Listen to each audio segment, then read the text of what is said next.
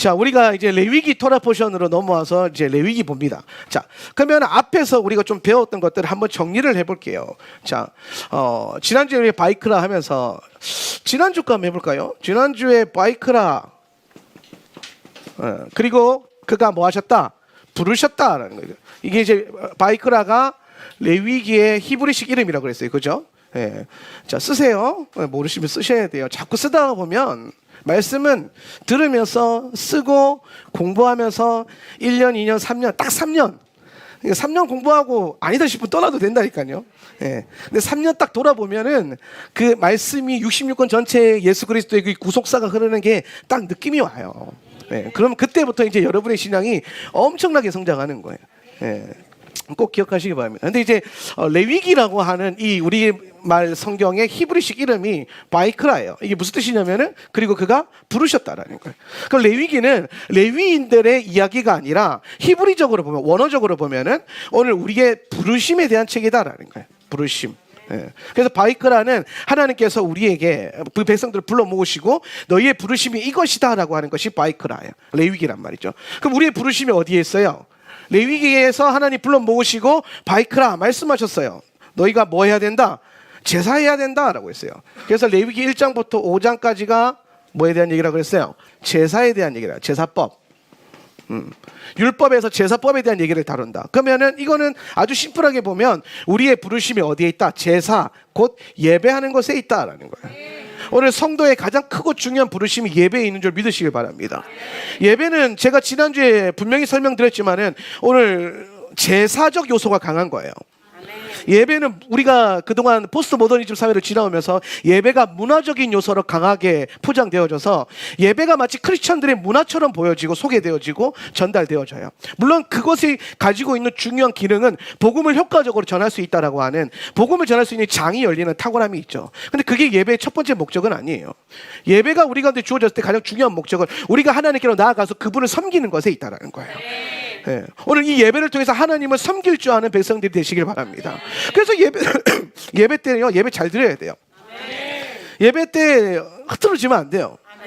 네. 예배 때 딴 생각하면 안 돼. 네. 우리가 찬양을 드리고 말씀을 듣고 심지어 헌금을 드릴 때에도 그 모든 과정 가운데 오늘 여러분의 마음과 생각과 뜻을 쏟을 수 있어야 돼요. 오늘 주님께서 마지막 때에 찾으시는 예배자가 영과 진리로 신령과 진정으로 예배하는 자다. 마음을 다해서 진심을 다해서 그리고 진리 안에서 그렇게 예배하는 자를 하나님께서 찾으신다라는 거예요. 예. 오늘 예배 가운데 오늘 예배를 섬김에 있어서는 오늘 뭐 나이가 많고 적고 남자 여자 뭐 외국인 한국인 유대인 상관없어요. 하나님의 백성들을 하나님께서 이곳에 모으신 거고 그 백성들 예배 가운데 주를 섬기는 마음으로 예배를 드려질 수 있어야 된다는 거예요. 그래서 항상 제가 말하지만 하울란 센터 처치는 예배 가운데 제사적 요소를 늘 먼저 생각을 해라. 그리고 이 제사적 요소가 어느 정도 충분히 베이스가 쌓이면 그 다음부터는 뭐 문화적 요소, 복음을 전하는 요소, 여러 가지 은혜 받는 요소로 쓰여질 수 있는데 제1되는 목적은 제사적 목적, 바로 하나님을 섬기는 것에 있다는 거예요. 그 예배는 여러분이 은혜 받으러 오고 여러분이 기독교인이기 때문에 와서 예배하는 게 아니에요. 오늘 예배는 여러분이 하나님을 믿고 하나님을 섬기기 위해서 섬기는 마음으로 예배를 섬기기 위해서 이 자리에 참여하는 거예요. 네. 예배를 섬기는 것. 여러분이 그냥 앉아서 가만히 예배 시간을 흘려보내는 게 핵심이 아니라 여러분이 찬양을 잘 드리고 설교를 잘 듣고 뭐 때로는 예물도 잘 드리고 기도도 잘 하고 또 마지막에 축복도 잘 받고 그 모든 과정이 하나님을 섬기는 것이란 말이죠. 오늘 그것이 여러분 가운데 견고하게 풀어지길 축복합니다. 그래서 성도의 제일 되는 부르심은 뭐에 있다? 예배에 있다는 거예요. 그래서 교회의 가장 중요한 건 예배예요. 예배가 살아있어야 돼요. 예배 가운데 하나님의 임재가 풀어져야 되고 예배 가운데 여러분의 예배자들의 마음이 풀어져야 돼요. 예. 자, 그래서 이제 우리가 앞으로 레위기 토라 포션을 하면서 우리는 하나님께서 우리에게 예배를 가르쳐 주실 거고 그리고 예배자 구약에서는 제사장이라고 돼 있어요. 제사장 레벨 오늘 배우게 될 건데 이 제사장 레벨로 올라서게 되는 중요한 부르심과 훈련을 하게 될 것이다. 이제 요것이 앞으로 우리가 배우게 될 공부하게 될 큰 방향이라면 그럼 그동안 우리 뭘 공부했냐? 많은 걸 공부해 왔잖아요, 그죠? 많이 배웠어요. 듣기도 많이 들었고. 예. 그래서 이제 한번 정리를 해보려고 그래요. 크게 정리해 봅시다. 오경을 전체로 봤을 때 크게 정리해 보면 우리가 처음에 창세기를 공부할 때 자, 창세기를 히브리어로 뭐라 그런다고 그랬어요? 베레시트라고 했어요. 베레시트. 한번 쓰세요. 자, 베레시트.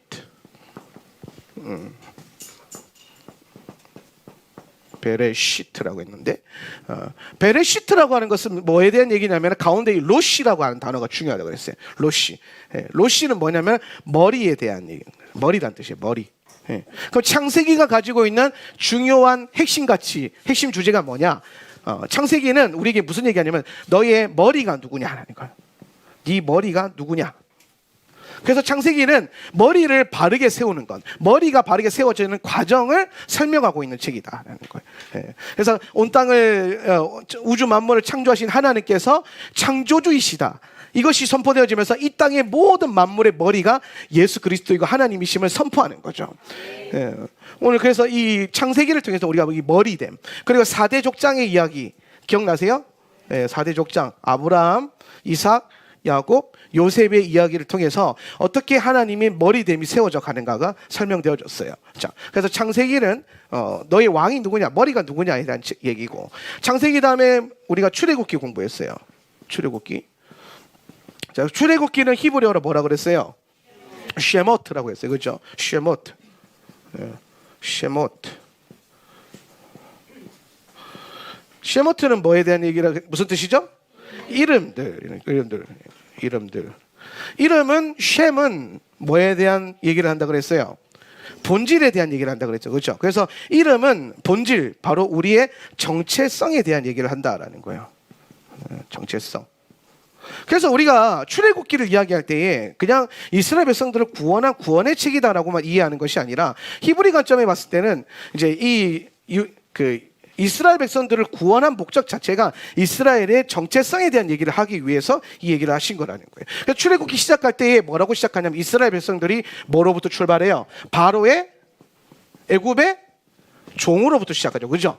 그런데 출애굽기가 끝날 때 이스라엘이 뭐가 됩니까? 하나님의 백성이 된단 말이에요. 네. 그러니까 우리가 그동안 세상의 종노릇하고 죄의 종노릇하고 바로의 종노릇하는 그런 인생인 줄 알았는데 오늘 어린 양 예수님의 보혈을 통과함으로 말미암아 하나님께서 하나님의 진정한 우리 정체성의 목적은 뭐냐면 하나님의 백성됨에 하는 것이 있다. 그럼 출애굽기가 가지고 있는 가장 중요한 부르심은 네가 세상의 종노릇하고 죄의 종노릇하는 존재가 아니라 원래 너는 하나님의 백성이야, 하나님의 창조물이야, 하나님의 아들들이야, 이 얘기를 설명해 주는 책이 바로 출애굽기다라는 거예요. 그래서 출애굽기가 하나님의 백성이 가야 되는 정확한 이루어야 되는 그 분명한 부르심을 뭘로 완성하냐면은 성막을 완성하는 것으로 끝나요. 성막. 예. 출애굽기의 마무리가 성막을 완성하고 봉헌하는 것으로 출애굽기가 끝이 납니다. 이 말은 무슨 얘기를 하는 거냐면은 오늘 하나님의 백성들의 가장 중요한 부르심은 성막, 예배 공동체, 교회 공동체를 완성해 가는 것에 그 부르심이 있다라는 거예요. 그러니까 성막이 완성되고 나니까 이 성막이 이제 가동이 돼야 되잖아요. 그죠? 예. 예배 공동체를 하나님께서 교회를 세우셨어요. 예. 저는 순복음 목사로서 가끔 순복음이 가지고 있는 이 교리가 다 마음에 드는 건 아니에요. 다 마음에 드는 건 아닌데 가끔 마음에 드는 이제 헌법이나 교리가 좀 있어요. 가끔 마음에 드는 그게 뭐냐면은 우리 순복음 교단 헌법에 보면요, 교회는 이렇게 돼 있어요. 헌법에 이렇게 돼. 교회는 성령이 세우시고 성령이 유지하시고 성령이 완성해 가신다라는 거예요. 나는 교회를 목사님이 세우는 줄 알았거든요. 교회는 성도들이 세우는 건지 알았어요. 그런데 저희 교단 헌법을 공부하는데 보니까 교회는 성령이 세워서 성령이 이루어 가시고 성령이 완성해 가신다는 거예요. 그럼 여러분 교회 성도들이 해야 될 이런 그 신앙의 방향은 되게 심플하죠. 성령을 따라가면 되는 거예요. 성령의 충만함을 사모하고 성령의 인도하심을 받으면 되는 거예요. 영의 인도하심을 받는 성도가 되시면 된다라는 거죠. 예. 그래서 저는 참 이런 교리들이 참 감동이 있어요. 예. 그러면 이제 교회는 하나님이 가시는 것이고 성령이 이루어 가시는 것이다. 그러면 오늘 이 교회를 하나님이 세워 두시고 이 교회에서 성막 공동체, 예배 공동체가 어떻게 예배해야 되는가를 설명해 주는 게 레위기라는 거야. 자 보세요. 창세기는 너희의 주인이 누구냐, 네 머리가 누구냐 이 얘기를 하는 거고, 출애굽기는 너는 누구냐 이 얘기를 하는 거예요. 너는 누구냐. 그래서 알고 봤더니 내가 하나의 백성이었어. 나는 죄의 종로로 타고 세상의 종로로 타고 그런 비참한 존재인 줄 알았는데 믿음을 통과하고 어린 양의 피를 통과하고 나니까 내가 하나님의 아들이고 백성이라는 걸 깨닫게 된 거죠. 그래서 그 하나님 백성 되는 게 너무 감사한데, 주님께서 성막, 하나님이 거하시는 집을 짓게 하셨고, 오늘 지금 우리가 이 출애굽기에서 주의 몸된 집을, 주님이 거하시는 처소를 지어가고 있는 거예요. 교회를 완성해 가고 있는 거죠. 그리고 난 다음에 이번 주간부터, 지난 주간부터 계속 하나님께서 이제 뭘 가르치시냐면은 이 성막 공동체, 예배 공동체 안에서 어떻게 예배하고 어떻게 예배자들이 세워지고 어떻게 공동체를 이루어 가야 되는가, 이 설명을 해주는 게 레위기다라는 거예요. 그래서 우리가 지난주에 토라 묵상할 때는 제사에 대한 묵상을 했고, 이번 주간에 짜부 주간이라고 하는데, 짜부 주간의 핵심 가치는 뭐냐면 제사장이 어떻게 세워지는가, 제사장이 어떻게 세워지는가를 이번 주에 묵상하게 돼요. 그럼 제사장이 어떻게 세워진가는 더 쉽게 표현하면 이런 거예요. 예배자는 어떻게 만들어지는가, 우리가 예배자로서 어떻게 훈련하고 무엇을 훈련하고 어떻게 살아야 되는가, 이것에 대한 묵상과 공부가 있는 주간이 바로 짜부 주간이라는 거예요. 자, 한번 볼까요? 짜부를 볼 거예요. 자, 요거는 지난 동안 우리가 배웠던 것들을 간략하게 정리를 해본 거고, 자, 정리를 했는데도 잘 모르겠죠, 그죠? 그래서 한 3년은 들어봐야 된다니까요. 그래서 계속 돌다 보면 깨달아져요. 예, 이 희한해요. 예. 짜부. 짜부. 자, 짜부는 이렇게 씁니다. 짜디랑 바브를 쓰면 돼요. 짜부라고 하는데, 히브리어로 짜부. 짜부는 무슨 뜻이냐면 명령해라 라는 뜻이에요. 명령해라. 네. 우리가 이 짜부 주간이나 뭐 지난번에 배웠던 태짜베 주간이나 이런 짜부에 대한 단어가, 핵심 단어가 나올 때 꼭 공부하고 묵상하고 넘어가야 될 게 뭐냐면 하나님의 명령에 대한 계시가 임해야 돼요. 명령에 대한 계시. 자, 여러분, 우리 명령이라고 하면은 이미지가 긍정적이에요, 부정적이에요? 명령적이다. 우리 목사님 명령적이야. 이러면 어떤 느낌이에요? 좋아요, 안 좋아요? 내가 명령적이다 그러면 약간 좋아요, 안 좋아요? 예, 안 좋죠. 약간 부정적인 느낌이 강해요. 예. 왜냐하면 여러분, 왜 명령이 부정적인 느낌, 명령이 우리 가운데 부정적인 이미지가 있냐면, 여러분은 명령 받는 걸 싫어해서 그래요. 명령 받는 걸 좋아하는 사람이 어디 있겠어요, 그죠? 우리는 태생적으로 명령 받는 걸 싫어해요. 그럼 명령 받는 걸 왜 싫어할까요? 순종하기 싫은 마음이 있어서 그래요. 네. 그걸 우리는 뭐라고 하냐면 자라고 해요. 자. 그러니까 이게 핵심은 또 자아로 가는데 가끔 그런 얘기하는, 우리 목사님 맨날 저는 자아만 얘기한다고. 근데 자아가 죽어야 돼요. 자아가 안 죽으니까 영이 안 자라는 거예요.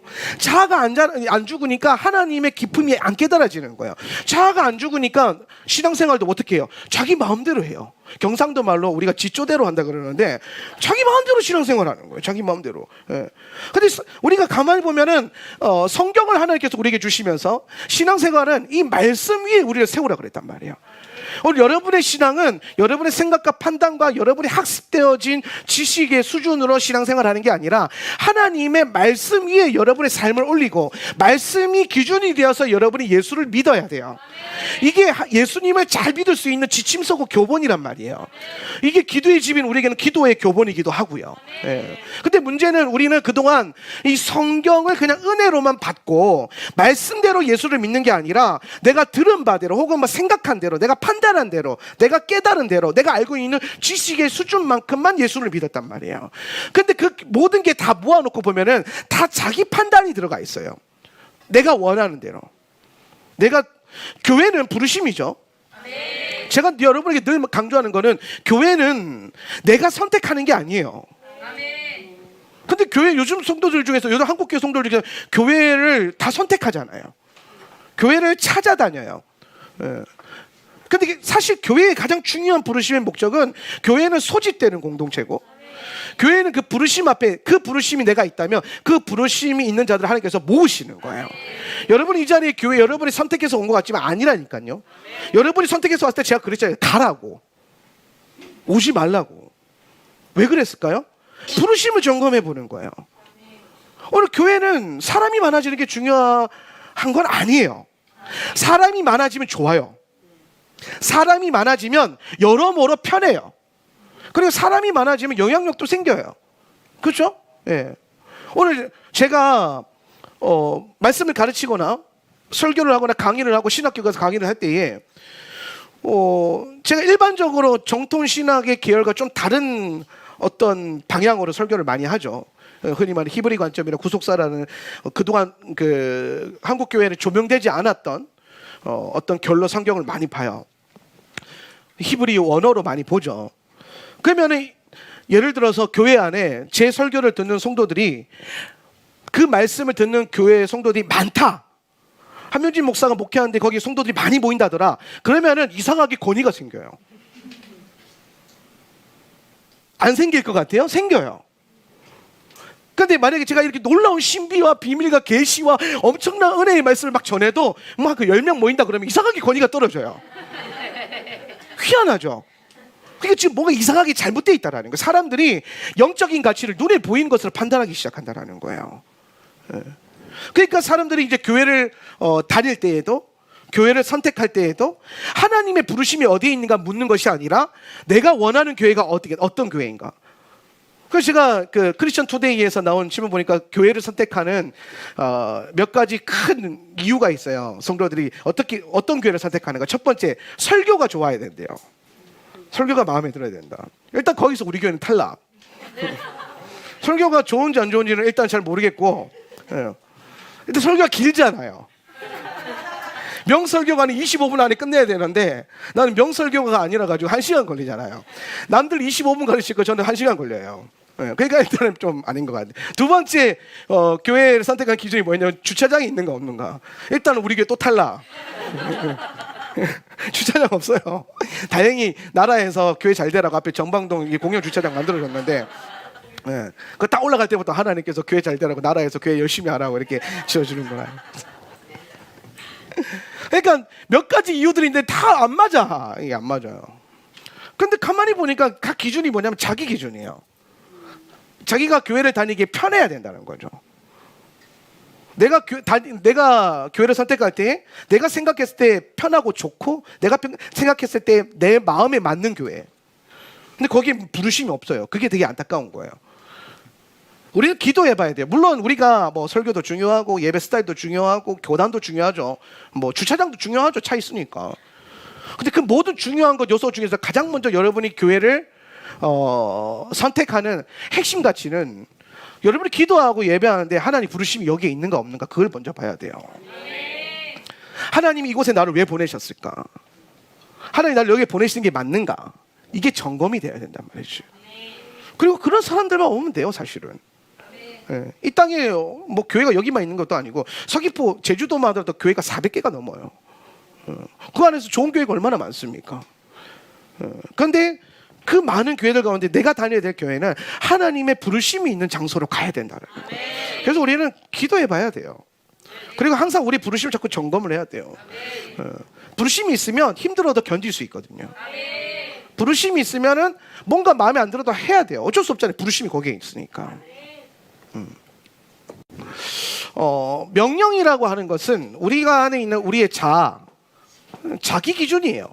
자아는 쉽게 설명하면 자기 기준, 더 세밀하게 하면 자기 판단. 어떤 분은 그렇게도 얘기한대요. 우리 교회 처음 왔는데 목사님이 정장을 안 입어서 시험 들어서 교회를 안 오겠다는 그런 분들도 있어요. 맞아요. 네. 목사님이 정장 입으라고 성경에 나와 있진 않아요. 네.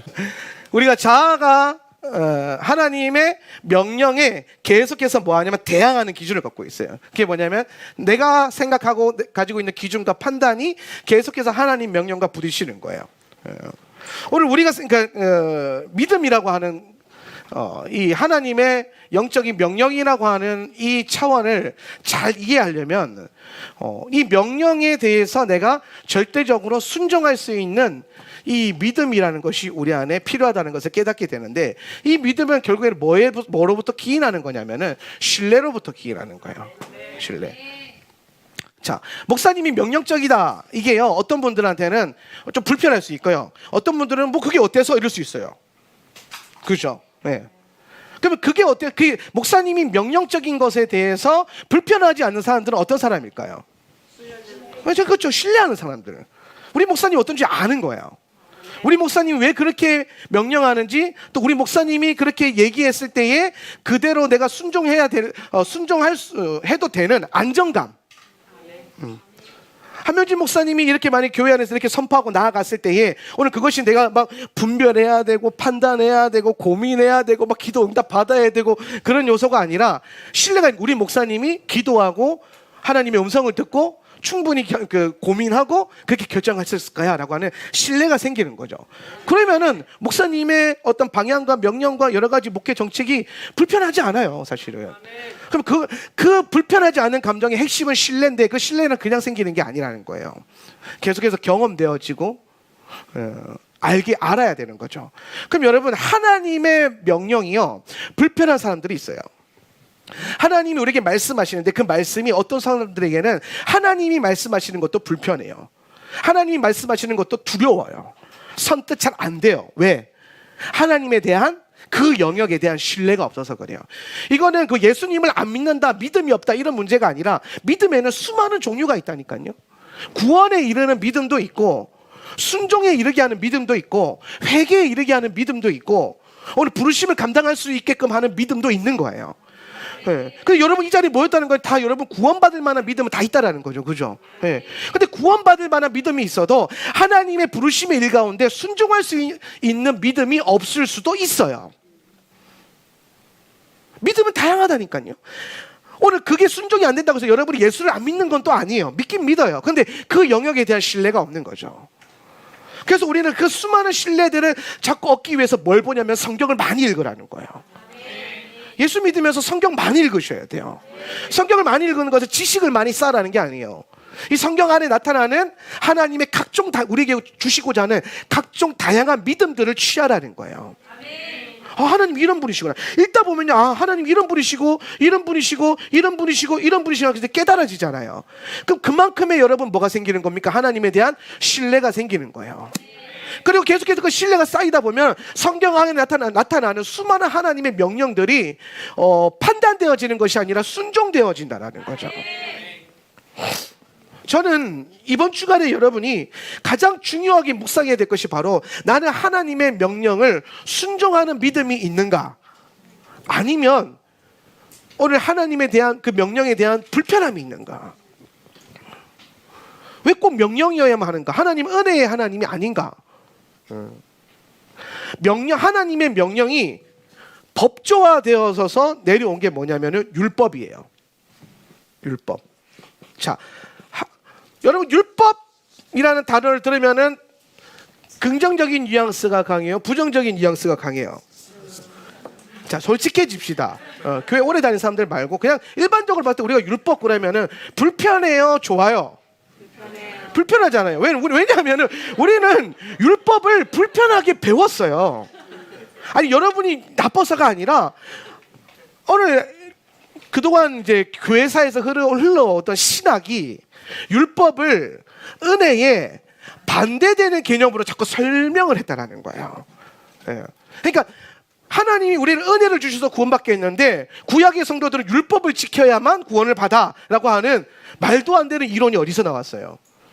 대체 신앙에서 나온 거예요. 그리고 성경에 그런 말씀이 있어요? 구약의 백성들은 율법을 지켜서 구원받아요? 아니라니까요. 구약의 성도들이 구원받은 사건이 유월절이란 말이에요. 그죠? 자, 그럼 여러분, 유월절은 율법을 받고 난 다음에 일어났어요? 아니면 받기 전에 일어났어요? 받기 전에. 그러면 이게 구원이라면 구원은 율법을 수여받기 전에 먼저 일어났단 말이에요. 그죠? 예. 그러면은 오늘 이스라엘 백성들이 유월절에 구원받을 때에 율법이 아무런 기능을 하지 못했다라는 거예요. 율법이 없었으니까. 이스라엘 백성들이 구원받는 데 있어서 그 율법은 의미가 없다라는 거예요. 예. 유월절의 구원의 핵심은 뭐냐면 어린 양의 피죠. 어린 양의 피가 그 문설주에 발라져 있는가 안 발라져 있는가. 보혈의 인치심이라고 하는데 예수님의 그 보혈의 인치심이 있느냐 없느냐 이걸로 구원이 결정되는 거지, 여러분이 얼마나 율법적으로 살아가느냐 말씀적으로 살아가냐 거룩하냐 그것으로 여러분의 구원이 결정되는 건 아니라는 거예요. 그래서 우리는 뭐라고 하냐면은 구원을 은혜로 받는다라고 해요. 근데 우리가 반드시 기억해야 될 것은 신약의 성도들만 은혜로 받은 게 아니라 구약의 성도들도 은혜로 구원받는 거예요. 신약이든 구약이든 상관없이 이 구원이라고 하는 것은 은혜 외에는 그 어떤 것도 구원을 줄 수가 없어요. 네. 오늘 예수의 공로, 예수님의 공로 외에는 구원을 얻을 수 있는 능력이 하나도 없다라는 거예요. 근데 우리는 그동안 그렇게 설교 많이 들었단 말이에요. 구약의 성도들은 율법을 지켜 행함으로 구원을 받고 신약의 성도들은 은혜로 구원받았는데 또 너무 무섭게 과감하게 이렇게 설교하는 분도 있어요. 하나님께서 율법을 지킬 수 없도록 만드셨대. 들어보셨죠? 그죠? 그래서 율법을 못 지킨다. 그 구약의 성도들에게 있어서 하나님은 깡패예요. 그렇잖아요. 아니 지키지도 못할 걸 줘가지고 못 지킨다 두드러 패고 구원도 안 주시고 그런 느낌이잖아요 지금. 아니라니까요. 예수께서 이 땅에 오셔서 복음을 전하실 때에 예수님이 만난 사람들 중에서 그런 사람도 있어요. 나는 율법에 대해서 완전하다 그랬어요. 니고데모도 그랬고요, 부자 청년도 그랬고요, 그리고 심지어 바울도 약간 그런 뉘앙스가 있었어요. 율법에 있어서 완전하대요. 율법을 한 번도 어겨본 적이 없대요. 그러니까 율법은 지킬 수 없도록 만들어진 거야. 이것도 틀린 말이고, 율법을 지켜야 구원받아. 이것도 틀린 말인 거예요. 율법은 구원과 상관이 없는 거예요. 율법은 뭐냐면 구원받은 백성들에게 주신 하나님의 은혜예요. 할렐루야. 자, 잘 보세요. 제가 오늘 여러분에게 꼭 이거 하나는 꼭 가져가야 된다고 하는 핵심 가치가 뭐냐면, 율법과 은혜는 서로 충돌하는 개념, 반대되는 개념, 적대시되는 개념이 아니라, 우리 이렇게 맨날 설교를 들었다면 율법 대 은혜 이런 식으로 이게 마치 싸우는 것처럼. 근데 성경을 자세히 읽어보니까 율법은 은혜라는 거예요. 율법이 은혜라는 거예요. 이거 성경에 나올까요 안 나올까요? 나와요. 어디에 나올까요? 사도 요한이 요한복음에서 선명하게 이 얘기를 하고 있어요. 근데 우리가 그동안 요한복음 읽으면서 이거 본 적 있어요 없어요? 못 봤어요. 왜? 우리가 성경을 읽을 때에 가지고 있는 기본적인 교리가 있어요. 그 성경이 번역될 때에 만들어진 기본적인 그 교리가 있는데, 그게 뭐냐면 반유대주의와 대체신학이라는 게 있어요. 유대인들은 다 죄인들이야, 구원 못 받아, 이런 반유대주의적인 사상. 예수님 누가 못 박았어요? 유대인들이. 누가 그래요? 아니라니까요. 유대인들이 예수님 못 박았어요? 그럼 여러분 안 박았네? 여러분은 예수님 죽으신 거에 아무런 책임이 없네요. 그러면. 그런데 우리가 기도할 때는 그러잖아요. 예수님 나 때문에 죽으셨다고. 유대인 때문에 죽은 게 아니네 그러면 또? 그러니까 좀 잘 보세요. 지금 여러분의 신앙이 많이 혼잡하고 섞여 있고 뭐가 질서가 없어요. 왜? 기준이 자꾸 내 판단과 내가 공부한 것과 내 지식의 수준으로만 이해가 되는 거예요. 뭐가 없어요? 성경이 없는 거예요. 말씀이. 그래서 성경을 구약부터 신약까지 계속 읽어보면서 큰 흐름을 보니까 뭔가 발견한 게 있는데, 그게 뭐냐면 요한복음 1장 17절을 한번 볼게요. 17절 율법은 한번 보세요. 율법은 모세로 시작. 율법은 모세로 말미암아 주어진 것이요 은혜와 진리는 예수 그리스도로 말미암아 온 것이라. 자, 지금 요한복음 1장 17절에 보면 율법은, 토라는 모세로부터 왔고 은혜와 진리는 그리스도로 말미암아 왔다. 이거 약간 여러분 충돌하는 개념 같아요? 같은 개념 같아요? 충돌하는 개념 같죠, 그죠? 왜냐하면 이거 영어 성경으로 보면 더 선명해요. 영어 성경 보면 보세요. 킹 제임스 버전 때 For the law was given by Moses. 이거 뭐냐면은 법은 모세로부터 왔다. 근데 킹 제임스 버전에서 뭐라고 하냐? but 그러나 grace and truth, 은혜와 진리는 came by Jesus Christ. 뭐예요? 예수 그리스도로부터 왔다라는 거예요. but이 나왔어요. but이. 반대되는 개념으로. 그런데 여러분 히브리 용법에서 but이라고 하는 이 그 버브가 but이라고 하는 개념으로 많이 용례가 쓰여지기보다는 and라는 개념으로 더 많이 쓰여져요, 사실은. 오늘 여러분 본문 읽을 때에도 그리고 그가 그리고 뭐하고 여러분 토라 본문 읽을 때 그죠? 히브리 직역 보니까 그리고 되게 뭐예요. 근데 그리고가 그러나로도 번역이 될 수 있는데 오늘 킹 제임스 버전은 뭐로만 번역을 했냐면 and가 아니라 but으로, 이게 마치 상충되는 것으로, 반대되는 것으로 번역을 했단 말이에요. 왜 그랬을까요? 그때 당시에 영국 킹 제임스 왕이 있을 때 그 시대의 신학이 율법과 은혜가 서로 반대된다라고 하는 신학을 갖고 있었기 때문이에요. 반유대주의와 대체 신앙의 흐름들이 이미 들어와 있기 때문에 저 본문을 and로는 해석하지 않고 but으로만 해석을 해놨단 말이에요. 그래서 저거는 제가 봤을 때는 히브리 용례로 봤을 때에는 and로 번역하는 게 맞는 거예요. 그럼 and로 번역하면은 어떤 느낌이냐면은 율법은 모세로부터 주어졌습니다. 그리고 은혜와 진리는 예수님으로부터 왔습니다. 이 말이에요. 예. 근데 이 말씀이 왜 and가 되어야 되냐면 그 앞절이 더 중요해요. 앞절 16절 우리가 시작 우리가 다 그의 충만한 데서 받으니 은혜 위에 은혜로라. 자 보세요. 요한이 무슨 얘기하냐면 은혜 위에 은혜가 있다라는 거. 그게 예수님이란 말이에요. 은혜 위에 은혜로. 그 다음에 이 은혜 위에 은혜 얘기하고 그 다음에 이걸 설명하기 위해서 뭐라고 말했냐면은 율법은 모세로부터 왔고 그 다음에 은혜와 진리가 예수로부터 왔다라는 거예요. 그 지금 무슨 얘기를 하는 거냐면은 율법이 은혜로 먼저 왔고 그 다음 은혜로 예수님의 복음이 진리와 은혜로 왔다라는 거예요. 그럼 여러분 이 둘 다가 뭐예요? 은혜 위에 은혜. 은혜고 은혜라는 거예요. 그러니까 율법과 은혜는 싸우는 개념이 아니라 율법과 은혜는 같은 개념이라는 거예요. 그럼 예수께서 이 땅에 오셔서 주신 이 은혜는 이 율법, 모세의 율법이 담고 있었던 이 은혜의 완성형이라는 거죠. 그 말씀이 또 어디에 나오냐면 마태복음 5장 17장에 나오는 거예요. 마태복음 5장 17절. 내가 율법이나 시작 내가 율법이나 선지자를 폐하러 온 줄로 생각하지 말라. 폐하러 온 것이 아니요 완전하게 하려 함이라. 자, 여러분 예수님께서 선명하게 하시는 말씀이 뭐냐면 내가 온 목적, 예수님이 오신 목적은 율법이나 선지자, 저 율법이나 선지자는 뭘 말하냐면 토라와 케투빔, 느빔을 말하는 거예요. 토라와 느빔.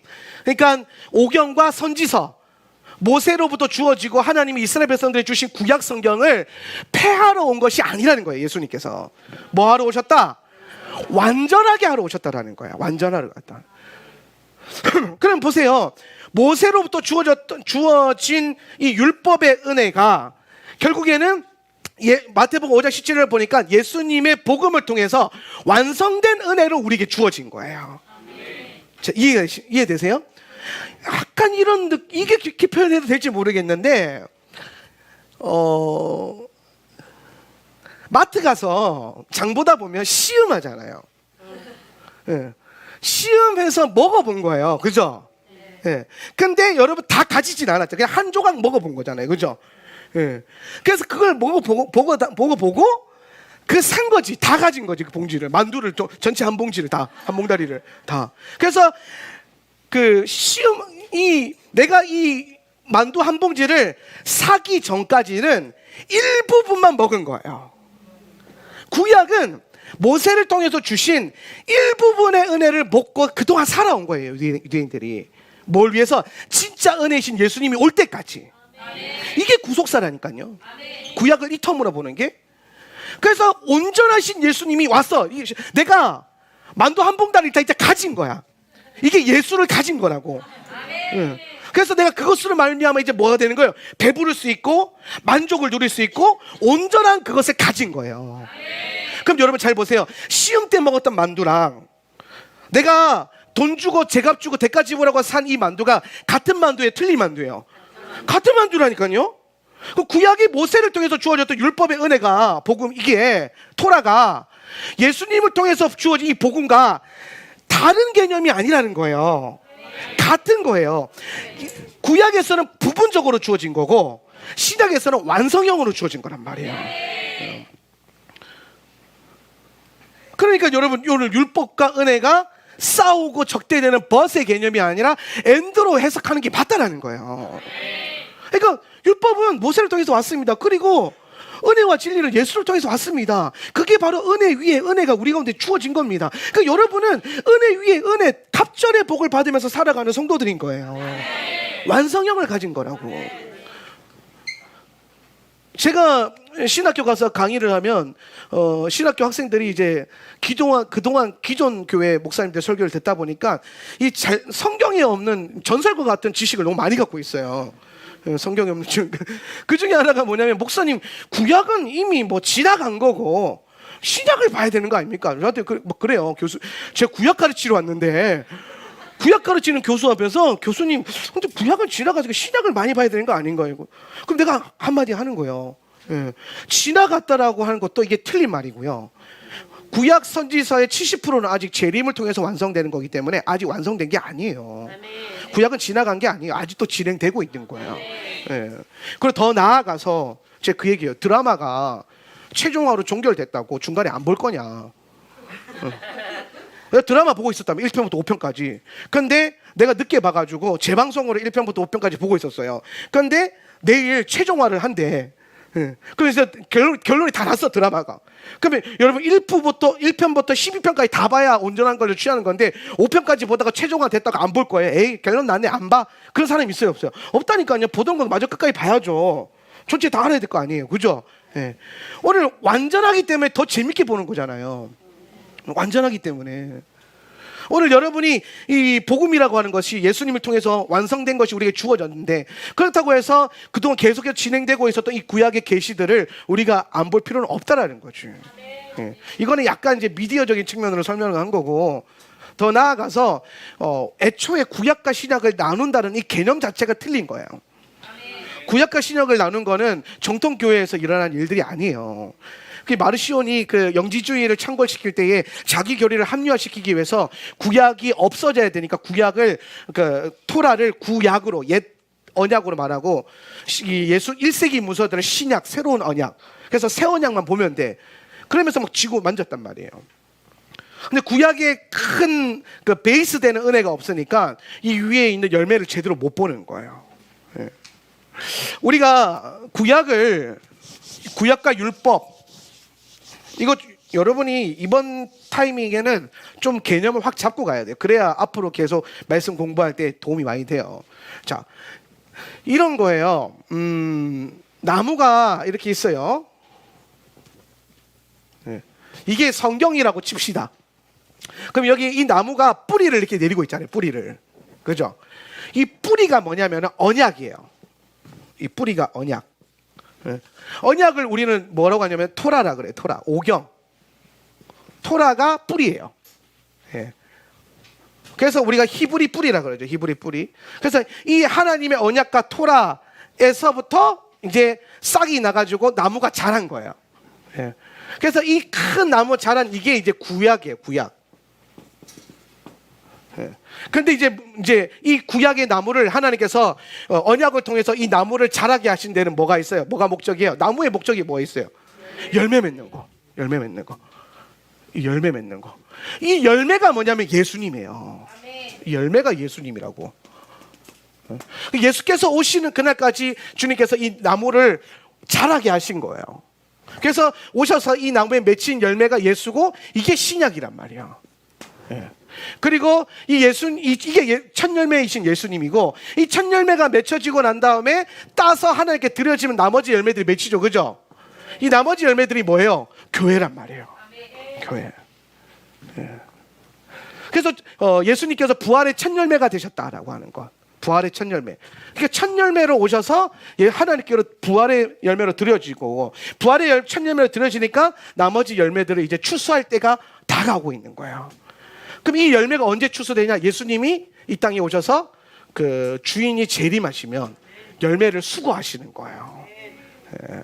그래서 그 열매를 한가득 모아가지고 아버지께로 올려드리겠죠. 하나님께로. 그거를 우리는 뭐라고 하냐면은 종말론적으로 뭐 휴거가 그쪽 그런 영역에 있는 거예요. 뭐 성도들을 열매를 모아서 아버지께로 들어 올리잖아요. 그러니까 휴거라고 하는 개념은 그냥 마지막 때 주님 오실 때 우리가 공중으로 올라간다 이런 개념이 아니라 구약적으로 보면은 열매된 성도들이 아버지께로 올려드려지는 제사의 예물로 거제로 올려드려지는 거예요. 그러니까 올라가는 거죠. 요 개념을 잘 이해하셔야 돼요. 자, 이해되죠? 그죠? 그러면은 요 열매. 그 우리 교회가 토라를 공부해요. 그죠? 토라를 핵심적으로 공부해요. 그럼 이 토라를 왜 핵심적으로 공부하냐면은 요 열매가 맛있냐 맛없냐가 무엇으로 결정이 돼요? 뿌리에서부터 결정이 돼요. 뿌리에서.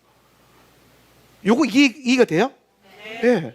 그 뿌리가 어떤 진액을 뽑아 먹었냐에 따라서 열매의 당도가 바뀌고 맛있는 게 바뀌는 거예요. 열매의 상태가.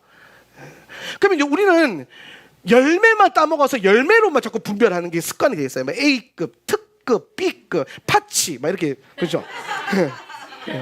열매를 보는. 근데 사실 이 열매가 앞으로 우리가 추수한 열매가 맛있어지려면 열매에 포커스하는 게 아니라 그 나무 뿌리가 어떤 영양분을 지금 뽑아 먹느냐. 네. 거기에 포커스가 되는 거예요. 그러면 여러분 우리가 열매인데 교회가 열매인데 우리의 맛있음, 우리의 풍성함과 건강함 제대로 맺힌 열매. 그러니까 교회의 어떤 열매는요 썩은 열매도 있을 거고 미성숙한 열매도 있을 거고 제대로 알이 꽉 찬 열매도 있을 거고, 그죠? 한 나무 안에도 다양하단 말이에요. 흠이 있는 열매도 있을 거고. 그런데 좋은 열매냐 안 좋은 열매냐를 결정하기 위해서는 열매 자체에 포커스를 맞추는 게 아니라 이 열매를 맺게 하는 뿌리에 집중이 돼야 돼요. 그래서 이 뿌리에 더 많은 양분을 뽑아먹도록 뿌리에다가 뭘 하는 거예요? 영양분을 주기도 하고 거름을 주기도 하고 그 땅과 뿌리의 정성을 들여야 열매가 좋아진단 말이에요. 그 교회가 열매라면 교회의 열매가 좋아지려면 열매 자체에 포커스를 많이 맞추는 게 아니라 그 열매를 좋은 열매를 맺게 했던 뿌리에 포커스를 맞춰야 되는데 그 뿌리가 아까 뭐라 그랬어요? 언약이라니까요. 토라. 네.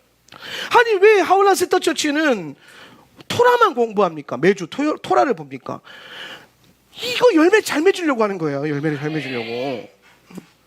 토라가 풍성하게 이해되고 토라 안에 있는 하나님의 언약과 율법이 선명하게 이해가 돼야 여러분의 삶에 그리스도의 열매가 풍성하게 맺어지는 거예요. 성령의 9가지 열매가 풍성하게 맺어지는 거예요.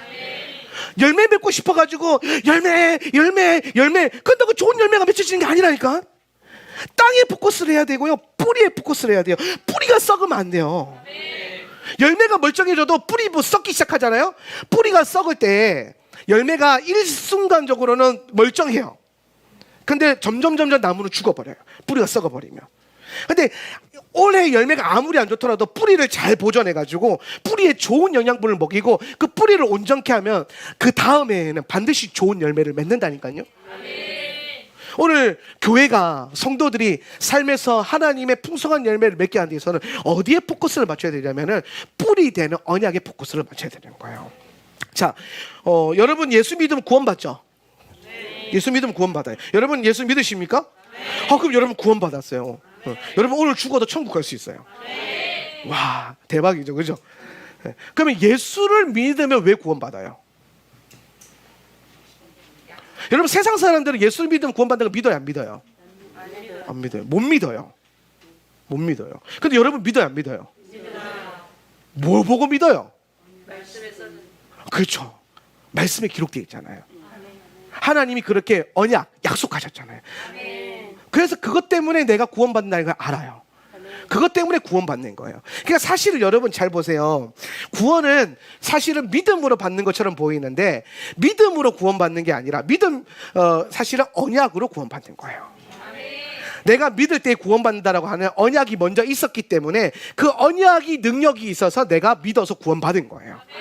그 언약이 없다면 내가 믿어서 구원받아. 왜? 믿으니까. 그렇게 내가 믿으니까. 그거는 말이 안 되는 거예요. 그죠?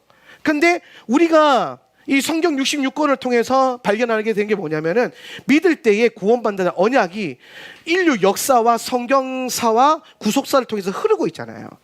그러니까 이 말씀에 보니까 내가 믿을 때에 구원받는다라고 하는 언약이 하나님으로부터 주어진다는 게 알게 된 거예요.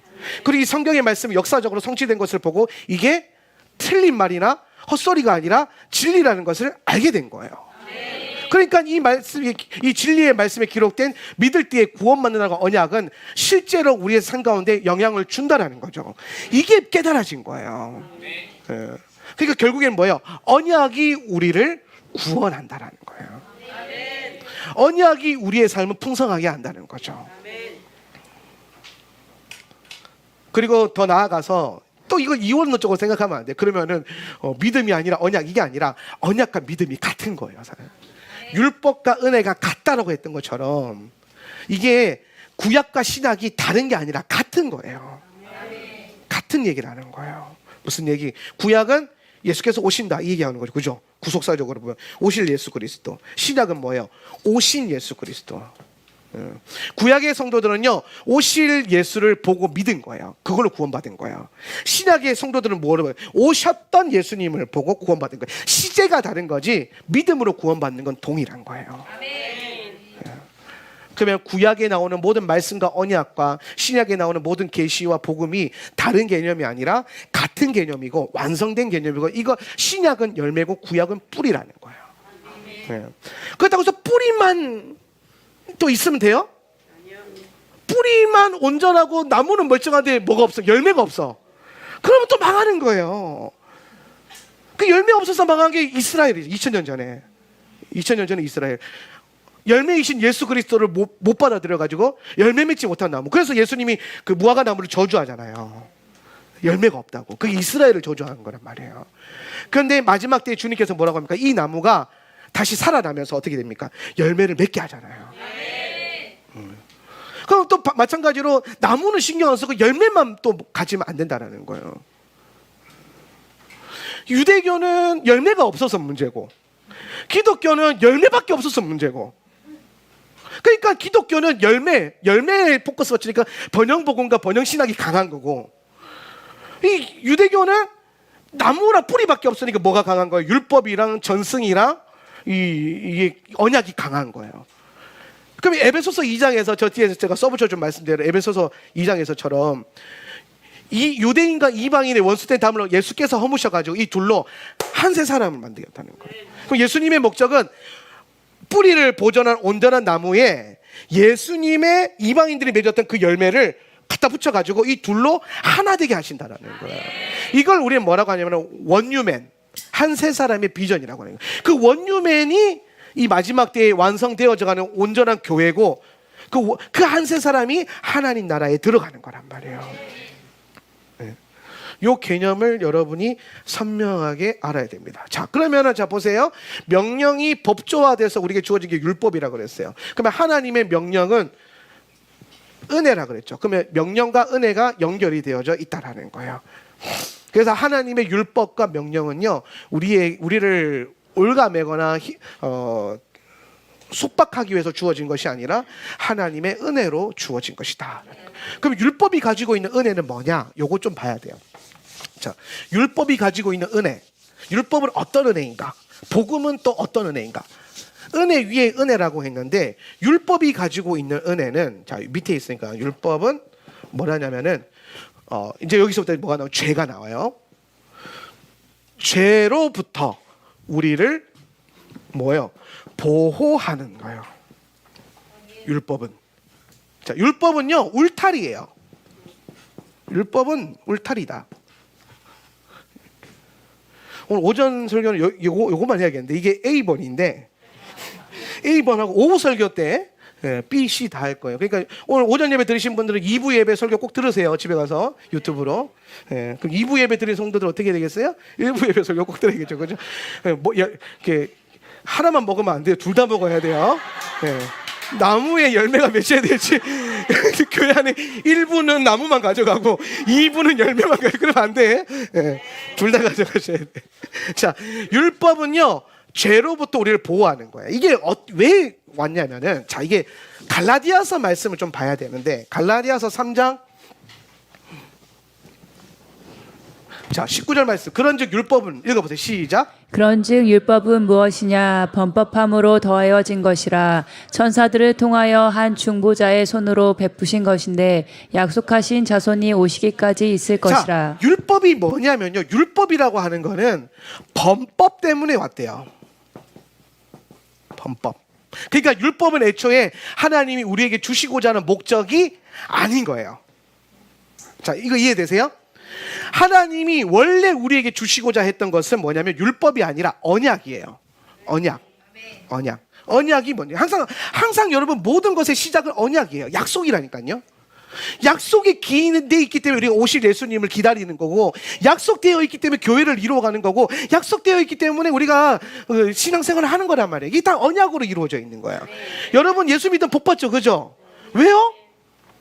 약속이 돼 있어요, 그렇게. 네, 그렇게 약속되어 있는 거예요. 성경을 우리가 커버넌트라고 그러죠, 그죠? 약속이라는 거야. 이 66권에 통해서 하나님 우리에게 주신 약속이 있는 거예요. 네. 그래서 항상 모든 것의 시작은 이 언약인데, 모세가 맨 처음 시내산 가서 올라가서 받아온 그 증거판이 무슨 증거판이에요? 언약의 증거판이에요. 그러니까 모세는 처음에 시내산 올라갔을 때에 뭘 받아서 내려왔어요? 언약을 받아서 내려왔어요. 그런데 언약을 받아서 내려왔는데, 내려와 보니까 이스라엘 백성들이 여기서 뭐 하고 있었어? 금송아지 우상 숭배하고 있었어요, 그죠? 예. 그래서 언약이, 이들이 내 백성이라고 하는 이 언약이, 이스라엘 백성들이 우상 숭배함으로 말미암아 이 언약이 깨졌어요. 언약이 깨졌단 말이에요. 네. 모세가 자기 이름을 생명책에 지워 달라고 하면서까지 중보해가지고 다시 이 깨진 언약을 다시 뭐예요? 언약, 다시 이제 계약을 한 거예요. 계약 신학으로 보면 재계약을 맺은 거예요. 재계약을.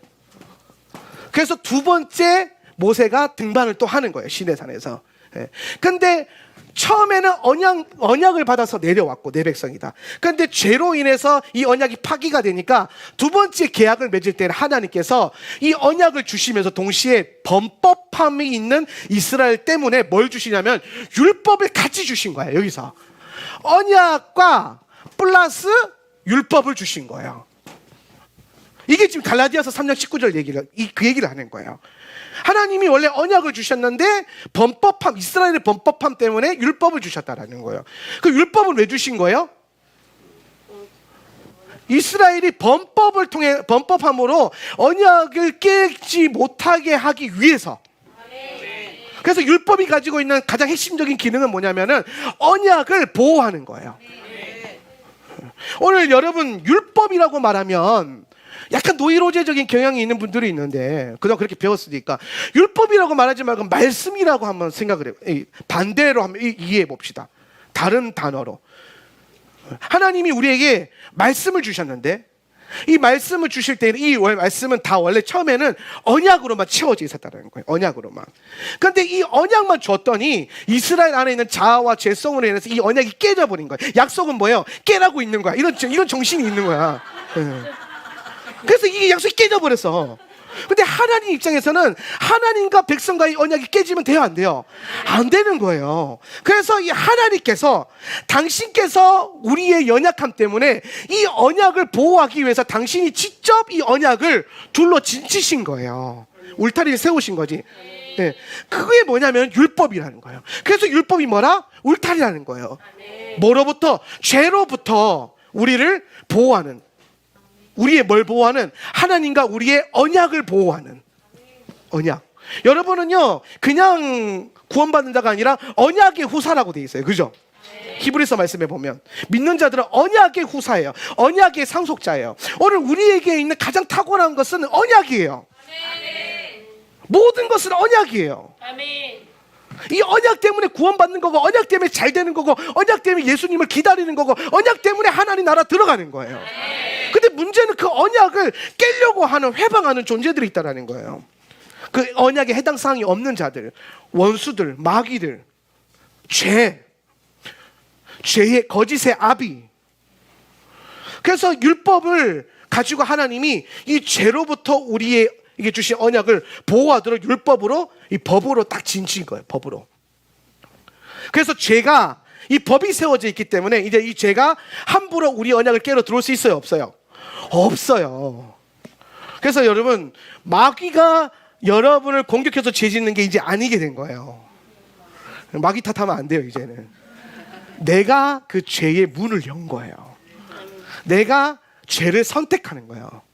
오늘 믿는 자들에게 주어진 하나님의 놀라운 은혜는 우리는 죄를 이길 수 있는 능력이 있어요. 죄를 부인하고 죄를 거부할 수 있는 능력이 있어요. 근데 그 능력이 어디로부터 오냐면은 율법으로부터 온다라는 거예요. 말씀으로 온다라는 거예요.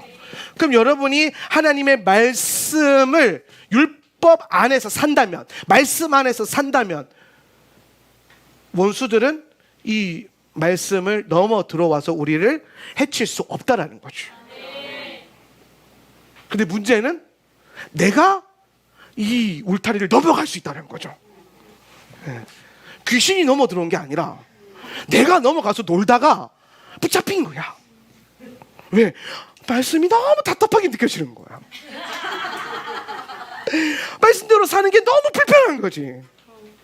아이, 일주일 중에 하루만, 일요일만 예수님 말씀처럼 살면 딱 좋겠다는 거죠. 그러니까 예배 끝나고 나갈 때는 예수님이 안 따라왔으면 좋겠는 거야, 내 삶에. 왜? 불편하니까. 그러니까 여러분 잘 보세요. 율법 안에서 여러분, 말씀 안에서 여러분이 살아가면 이 말씀 안에서는요, 여러분이 보호된다니까요. 근데 문제는 내가 이걸 나간다라는 거예요. 내가 말씀과 상관없이 산다라는 거예요. 내가 말씀을 따라 살지 않는다라는 거죠. 그게 무지로부터 왔던, 죄로부터 왔던, 뭐로부터 왔던, 아무튼 이 안에서부터 벗어나니까 어떻게 됩니까? 죄의 미혹과 유혹과 공격을 받는 거예요. 죄의 열매를 맺을 수밖에 없는 거예요. 붙들리는 거예요. 근데 정말 감사한 거, 주님께서 그 피의 능력으로 말미암아 회개하면 다시 돌아올 수 있는 은혜를 주신 거예요. 그러면 애초에 그렇게 생각하면 되죠. 안 나가면 되잖아. 말씀을 우리가 왜 읽습니까? 지식이 아니라 그랬어요. 살려고. 이렇게 살아보려고. 말씀을 왜 우리는 히브리어로 공부합니까? 왜 설교를 그냥 은혜롭게 막 심플하게 첫째로, 둘째로, 셋째로 30분 만에 끝, 이게 아니라 계속 뭔가를 가르치고 쓰고 가르쳐가지고 막 개념을 연결해서 왜 이렇게 말씀을 어렵게 배워야 될까요? 그렇게 살려고. 선명해야 되니까. 여러분 왜 성경을 많이 매일 날마다 읽고 묵상하고 살아내려고. 그대로. 그렇게 될 때 우리가 뭐가 되니까 보호받는 게 있습니다. 그래서 율법이 가지고 있는 첫 번째 은혜는 뭐냐면 우리를 보호하는 거예요. 보호법이에요. 제가 율법 설명할 때에 그거 꼭 얘기해요. 교통법규. 교통법규는 여러분의 자아를 제한하기 위해서, 통제하기 위해서 세운 게 아니에요. 우리 제 주변에 음모론 목사님들 꽤 있는데 어떤 얘기를 하냐면, 어떤 목사님이 자기 동네에 갑자기 그 속도 제한 구역이 많아졌대요. 그러면서 나한테 뭐냐면, 정부가 자기를 통제하려고, 사람들을 통제하려고 이렇게 막 이렇게 법규를 많이 만들어서 빠르게 달리지도 못하게 하려고 한다고. 그래서 내가 속으로 웃었어요. 대놓고 웃으면 상처 줄 수 있으니까 속으로 웃으면서 뭐 그럴 수 있겠다, 그렇게 생각한다면. 근데 사실 여러분, 교통법규는 뭐합니까? 우리를 보호하기 위해서 쓴 거잖아요. 네. 아, 나는 달리고 싶어, 부앙! 그러다가 다쳐요. 아, 빨간불 타서 어떻게 돼요? 멈추기로 약속한 거예요. 그죠? 왜? 서로 안전하려고. 나만 안전한 게 아니라 나 때문에 다른 사람이 피해 볼 수도 있으니까 빨간불에는 멈추겠다라는 거예요. 주황불에도 멈춰야 돼요. 주황불 주황 하고 지나가는 게 아니에요. 주황불을 멈춰야 돼요. 파란불에만 달리는 거예요. 우리 와이프가 가르쳐준 거예요. 주황불은 주황 달리라고 있는 거라고. 네, 맨날 우리 둘이 그 차에 타면은 꼭 싸우는 게 그거예요. 노란불에 가냐 안 가냐, 이걸로 싸워요. 나는 이제 보수적이니까 가면 안 돼. 우리 와이프는 진보적이거든요. 밟아야 돼. 그래서 지금은 멈춰요. 지금은 보호하는 거예요. 그런데 내가 달리고 싶다고 해서 그 무시하고 달리게 되면 크게 다칠 수도 있다는 거죠. 법은 우리를 첫 번째 보호하기 위해서 존재하는 거야. 율법도 마찬가지예요. 율법은 여러분의 영과 혼과 육을 하나님께서 보호하시기 위해서 주신 거예요. 하나님의 명령이 법조화된 게 율법이래요. 그러니까 하나님은 여러분에게 명령하시는 분이에요. 그런데 이 하나님의 명령의 목적과 율법에 대한 그 뜻과 계시를 모르니까 명령하시는 하나님이 불편한 거예요. 율법적인 하나님이 불편한 거죠. 왜? 열매만 보니까. 그 안 해야 되는 것만 보니까. 근데 왜 안 해야 되는지를 보기 시작하면은, 그 안에 깊은 뜻을 알게 되면은 우리가 저절로 그게 감사함으로 주어지죠. 제가 요새 그 우리 사역자들이랑 스태프들이랑 그 체질식을 하고 있어요. 체질식을 하는데, 체질식이 뭐냐면은 체질별로 내 몸에 맞는 음식을 먹어야 된다. 음식을 맞는 음식. 그냥 먹고 싶은 대로 먹는 게 아니라 내가 먹었을 때 내 몸을 건강하게 할 수 있는 음식을 먹어야 된다. 제가 요즘에 그 한의학이나 체질학을 좀 공부하고 있는데 나중에 관련된 책을 쓸지도 몰라요. 기대하십시오. 예. 근데 만약에 그냥 종이 쪼가리 하나 주면서 이건 먹고 이건 먹지 마세요, 그러면은 불편한 거예요. 먹고 싶은 걸 못 먹게 하니까. 화가 나요, 안 나요? 나잖아요. 나는 육식공룡인데 야채 드세요 그러면 화가 나요. 그럼 다행히 저는 육식공룡 체질이 맞더라고요. 나는 고기를 먹어야 건강해진대. 할렐루야. 저는 복음을 들었어요. 한의원 가가지고. 그런데 제가 체질식, 이게 원래 저는 흰밥만 좋아하거든요. 제 상에 콩밥이나 잡곡이 올라오면은 화가 나요. 네. 그래서 저는 처가댁에 명절에 가면 우리 장모님은 밥을 2가지 버전으로 해요. 콩밥이랑 흰밥이랑. 사위는 100년 만년 손님이거든요. 그래서 저를 위해서 따로 흰밥을 지을 정도로. 그래서 저는 흰밥만 먹는 사람이었는데, 제가 체질학에 대해서 알게 되면서 왜 내가 잡곡밥을 먹어야 되고 콩밥을 먹어야 되는지를 알게 된 거예요. 그러니까 그거를 이제 내가 순종하고 그렇게 먹는 게 이제는 불편한 게 아니라 기쁨이 오는 거죠. 한의사가 나한테 써주는 그 목록표가 처음에 명령처럼 보여서 뭐는 먹고 뭐는 먹지 말고 화가 났는데, 이제는 그것으로 말미암아 내가 건강해질 수 있고 내가 강해질 수 있다는 걸 알게 되니까 어떻게 됩니까? 신뢰가 생겼잖아요. 그래서 더 내가 자원하는 마음으로 그 명령을 순종하기 시작하는 거죠. 하나님의 말씀을 여러분이 공부하고 이해하고 깊게 알면 알수록 하나님의 명령이 사실은 나를 억압하고 나를 조종하고 통제하기 위해서 주어진 것이 아니라 오히려 우리를 보호하고 나를 지켜주고 나를 건강하게 하고 나를 자라게 함에 있다라는 것. 그게 깨달아지니까 하나님의 명령과 율법이 뭐가 되는 거예요? 자원하는 마음으로 순종이 되어질 수 있는 거죠. 네. 율법은 여러분을 올가매는 묶임이 아니라 여러분을 보호하는 울타리입니다. 이번 주간에 여러분이 묵상하게 될 하나님의 명령, 이 율법의 개념들은 하나님께서 여러분에게 은혜로 주셨다는 것을 꼭 기억하고 돌아가는 여러분들이 되었으면 좋겠습니다. 오해는, 그래서 이 명령을 누가 받느냐? 제사장이 받는다. 제사장이 뭔데? 요거 하겠습니다.